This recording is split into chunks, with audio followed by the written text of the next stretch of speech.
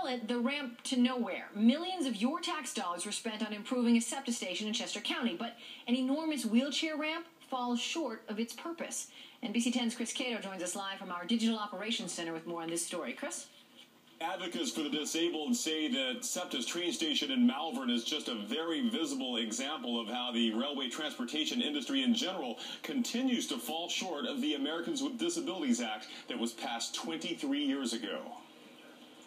It makes me laugh. It's historical. It's a feat of modern engineering intended to help people like Ann cope. And we're not talking about her power chair, but rather the impressive ramp she's navigating with it. I can't imagine. I'm tired just going up and down it, and I'm not even walking it or driving it. I'm just pushing with my thumb.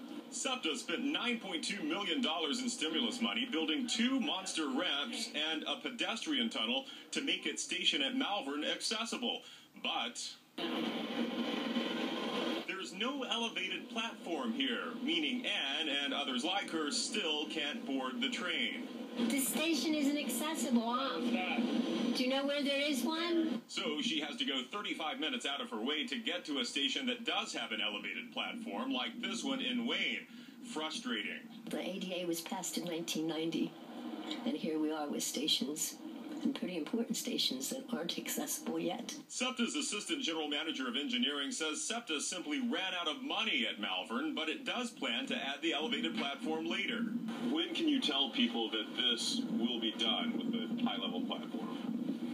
I wish I could tell them. I don't know. We have bridges and substations that keep our lines running that have the highest priority. He says SEPTA's key train stations are accessible, which meets ADA requirements. But Ann says the goal should be accessibility at all stations, not another dead end. The job's just not done.